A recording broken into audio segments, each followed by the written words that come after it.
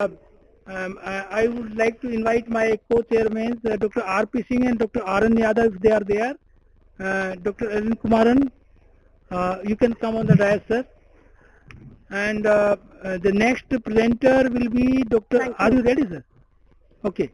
So next presenter is Dr. Ellen Kumaran. He will talk about the advances in corneal collagen cross-linking. And you don't have to loudly speak, softly, because they are headphones are there, so everybody can listen. And we have 6 minutes time, so you can focus on the key points, sir.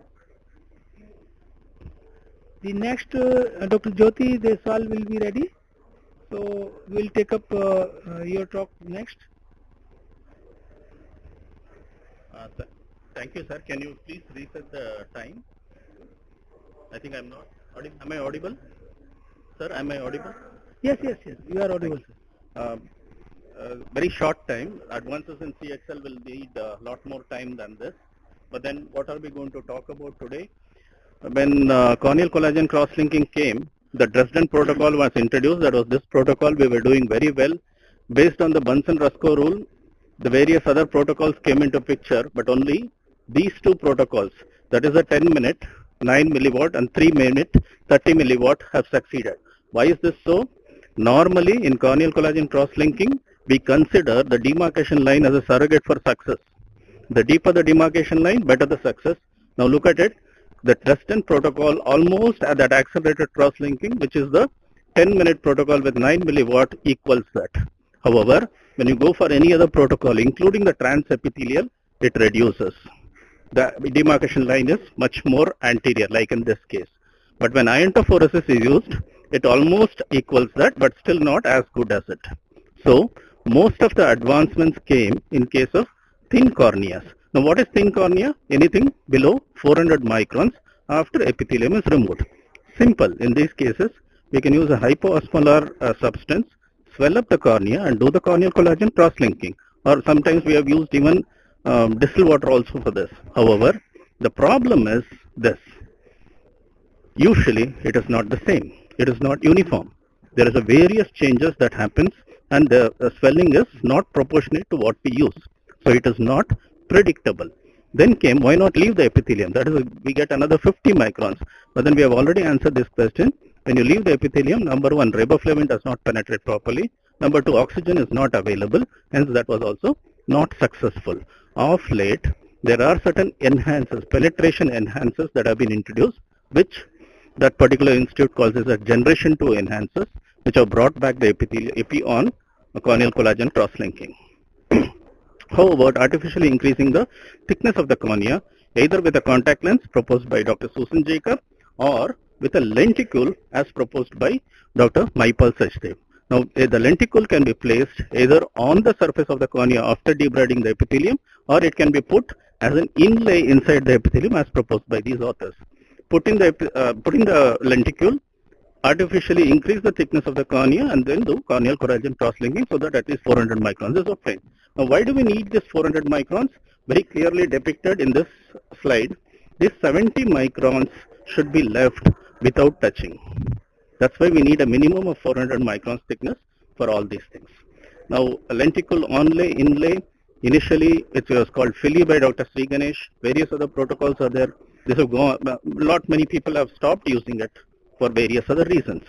Two protocols that have become increasingly important of late is, this is called an M protocol, wherein they proposed using these kind of power and time and then producing the predicted demarcation line at these areas.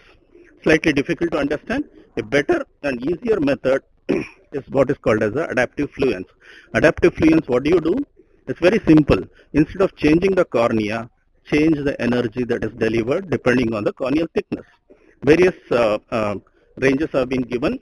What we do is just remove the epithelium, measure the cornea and soak the cornea with riboflavin, then measure the thickness of the cornea, and depending on that, look into this table and directly use these nomograms what has been given.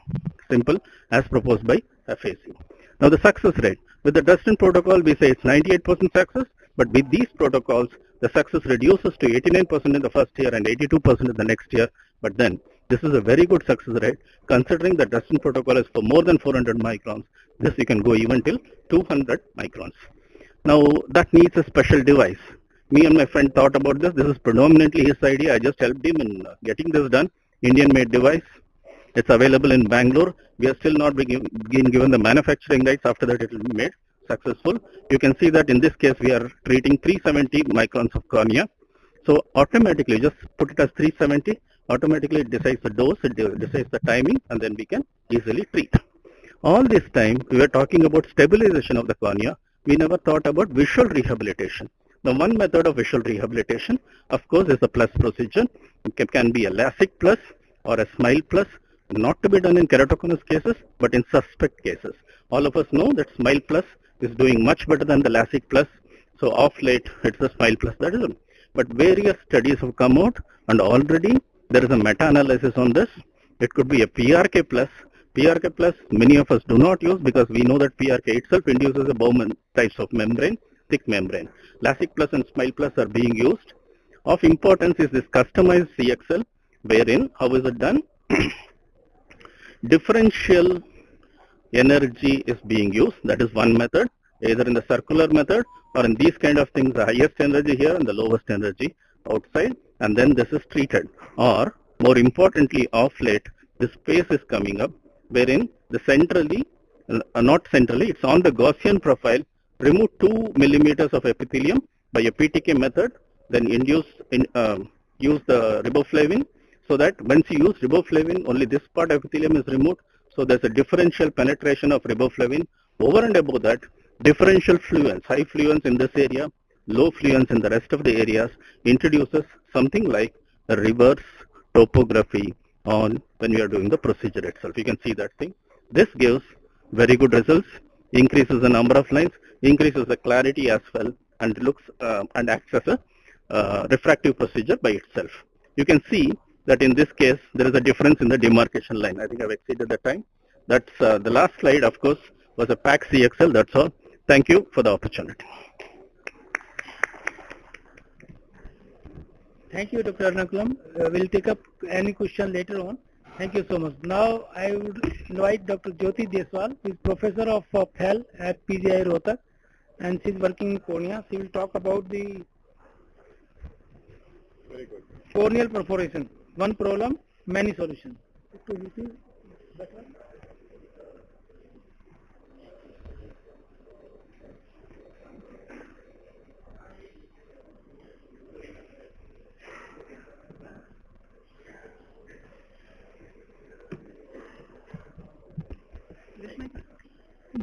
Both.